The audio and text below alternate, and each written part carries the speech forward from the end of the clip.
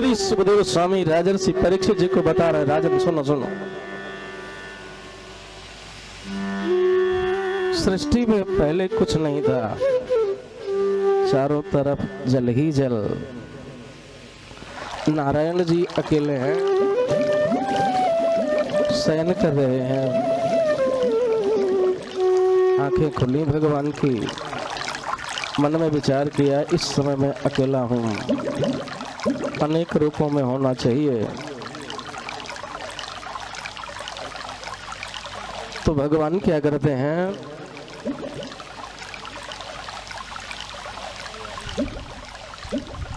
भगवान की नाभि से संकल्प लिया, एक हो हम बहुत श्यामा, अकेला हूँ, अनेक रूपों में होना चाहिए। नाभि से एक कमल उत्पन्न हुआ, उस कमल पर भगवान ब्रह्मा जी प्रकट हो गए। ब्रह्मा जी चारों दिशाओं में देखना चाह रहे हैं। ब्रह्मा जी के चार मुख हो गए। क्या देखा, मैं तो कमल के पुष्प के ऊपर बैठा हूँ, चारों तरफ जल ही जल दिखाई पड़ रहा है, मुझको जन्म देने वाला कौन।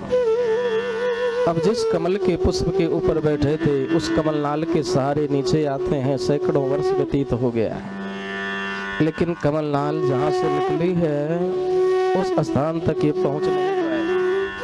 फिर ऊपर आते हैं, फिर नीचे जाते हैं, होते होते हजारों वर्ष बीत गए।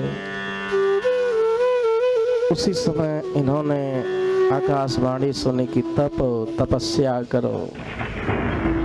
भगवान ब्रह्मा जी तपस्या करते हैं। इनकी तपस्या से नारायण जी प्रसन्न हुए, सर पे कर कमल रख दिया, विधाता मैं तुम्हारी तपस्या से तुम्हारे ऊपर बहुत प्रसन्न हूँ, तुम सृष्टि विस्तार में लग जाओ, सृष्टि निर्माण की जिम्मेदारी मैं तुमको दे रहा हूँ। महाराज इतनी बड़ी जिम्मेदारी दे रहे हो आप, कहीं मेरे मन में अभिमान ना आ जाए। यहाँ 2-4 गाड़ियाँ खरीद लीं, 2-4 प्लाट खरीद लिया तो मन में तो अभिमान आ ही जाता है। गुरुजी अभी अभी 80 लाख का एक प्लाट लिया मैंने, गुरुजी अभी अभी 40 लाख की एक गाड़ी मैंने मंगवाई, बन गया तो मैंने बनाया है, और यदि कोई दुर्घटना हो गई ना तो कहते हैं गुरुजी राम जी ने मेरा सब बिगाड़ दिया।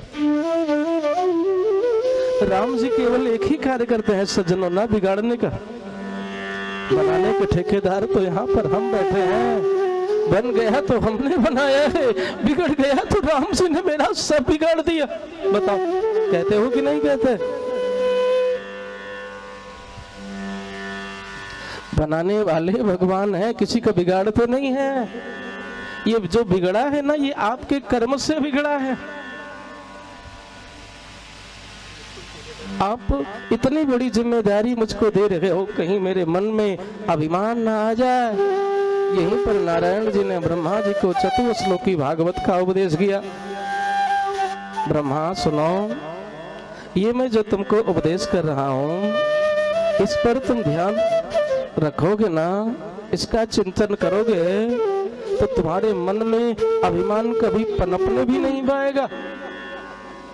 अहम एवा शमेवाग्रे नान्यद शरसदपरम पश्चादहम यदेतच्च अवशिष्यते सोष्म्यहम् ऋते अर्थम यत प्रतीयेत न प्रतीयेत चात्मनि तद्विद्यादात्मनो माया यथा भाषो यथात्मः यथा वहान्ति भूतानि भूतेषु वचेषु प्रविष्टानि तथा तेषु न तेष्वहम्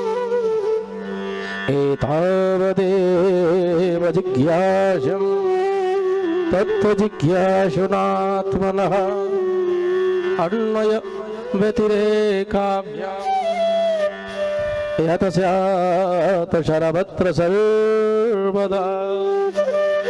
यही है चतुर्थ श्लोक की भागवत। नारायण जी ने ब्रह्मा जी को इतना ही उपदेश किया, ब्रह्मा सुनो, सृष्टि में जब पहले कुछ नहीं था तो मैं था। जब सृष्टि का विकास होता है तो अन्य रूप में मैं ही रहता हूँ, और जब सृष्टि का लय हो जाता है तो जो बचता है सो मैं ही रहता हूँ। नारायण जी ने ब्रह्मा को उपदेश किया। अब ब्रह्मा जी महाराज सृष्टि के विस्तार में लग गए। मानसी सृष्टि प्रारंभ हुई। ब्रह्मा जी ने मन में संकल्प लिया, पुत्र पैदा हो गए। मानसी सृष्टि, ब्रह्मा जी के 10 मानस पुत्र हुए। ब्रह्मा जी के 10 पुत्रों में एक पुत्र है मरीचि। मरीचि महाराज के पुत्र हुए कश्यप जी महाराज। कश्यप जी महाराज की 13 पत्नियां, दिति, अदिति, सुरसा, काष्ठा आदि 13 पत्नियां कश्यप जी महाराज के हुई। पुराणों में कश्यप महाराज की 2 पत्नियों के बारे में विशेष रूप से चर्चा मिलती। एक का नाम दिति, दूसरी का नाम अदिति। कश्यप माने जीव तत्व, जीव की मुख्य रूप से 2 पत्नियां, एक का नाम दिति, दूसरी का नाम अदिति। दिति का अर्थ होता है द्वैत भाव, अर्थात अपने और पराये का भेदभाव। जब जीव के मन में अपने और पराये का भेदभाव होता है तो उसके यहाँ आसुरी वृत्ति जन्म लेती है। और अदिति माने होता है अद्वैत भाव, अर्थात परमात्मा के प्रति पूर्ण समर्पण, पूर्ण श्रद्धा और पूर्ण विश्वास। जब जीव के मन में परमात्मा के प्रति पूर्ण समर्पण होता है, पूर्ण श्रद्धा होती है, पूर्ण विश्वास होता है, तो निश्चित रूप से उस जगन्यंता जगत व्यापक सौंदर्य माधुर्य निधि शोभा धाम गोकुलेश्वर की कृपा जीव को प्राप्त होती। कश्यप जी के यहाँ दिति मैया के माध्यम से जिन संतानों का जन्म हुआ वो सब के सब दैत्य कहे गए। दैत्य मतलब राक्षस। अदिति के माध्यम से जिन संतानों का जन्म हुआ वो सब के सब देवता कहे गए। देवता और दैत्य ये दोनों एक ही पिता की संतानें हैं। देवता और दैत्य देखने में एक जैसे हैं भैया, ये नहीं कि राक्षस के 10 हाथ पैर होता है, ऐसा भाव नहीं भैया। देखने में बिल्कुल एक जैसे, जैसे देवता वैसे दानव देखने में, केवल इनके स्वभाव में अंतर होता है। जो राक्षस लोग होते हैं क्या करते हैं? राक्षस किसको कहा गया जानते हैं? माँ नहीं मातु पिता नहीं देवा, साधुन सन करवा वही सेवा। और जिनके यह आचरण भवानी, तिन्ह जाने हो निशिचर सब प्राणी। जो अपने माता पिता का सम्मान नहीं करता है, संत महात्माओं की निंदा करता है, वेद को नहीं मानता, धर्म को नहीं मानता, ब्राह्मणों को सम्मान नहीं देता है, यज्ञ का कथा का जो विरोध करता है, उसी को राक्षस कहा गया है। और जो देव प्रवृत्ति के लोग होते हैं ना, ये तो श्री राम जी के चरित्रों का अनुसरण करते हैं, भगवान के चरित्रों का अनुसरण करते हैं। प्रातः काल उठ के रघुनाथा, माता पिता गुरु नाम ही माथा। जैसे राम जी प्रातः काल उठ करके अपने माता पिता और गुरुजनों के चरणों में प्रणाम करते हैं, उसी तरीके से हमारे जो देवता लोग होते हैं, देव प्रवृत्ति के लोग होते हैं ना, सबका सम्मान करते हैं, यथोचित सबका सत्कार करते हैं। एक निवेदन और करना चाहूँगा, आशीर्वाद सबका लेना लेकिन बददुआ किसी की नहीं। जब हम अपने माता पिता को, अपने गुरुजनों को, अपने वृद्धजनों को, महात्माओं को प्रणाम करते हैं, हमारे संतजन, हमारे विद्वज्जन, हमारे गुरुजन, हमारे पितृजन हमको आशीर्वाद देते हैं, आशीर्वाद माने क्या होता है? आशीर्वाद में 4 अक्षर आशीर्वाद, चारों अक्षरों का भाव देखें। आशीर्वाद का पहला अक्षर है आ अक्षर कह रहा है आनंद काले बहुला च विद्या, आप हमेशा प्रसन्न रहो, आपको विद्या की प्राप्ति हो।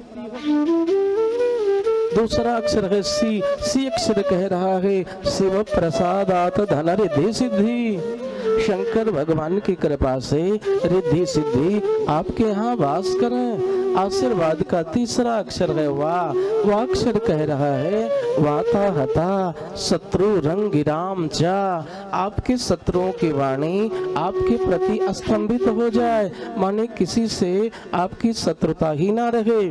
आशीर्वाद का चौथा अक्षर है दकार शब्देन दरिद्र नाशः, दाक्षर कह रहा है कि आपकी दरिद्रता दूर हो जाए। आशीर्वाद का यह मतलब हुआ। आशीर्वाद का एक दूसरा भाव भी है अकारो अरिनाशस्य, सिकारो श्री विवर्धनः, वकारो वंशवृद्धिस्य, दकारो देवदर्शनः। अक्षर कह रहा है कि अरिनाशस्य, आपके शत्रुओं का नाश हो, भाई किसी से आपकी शत्रुता ही ना रहे।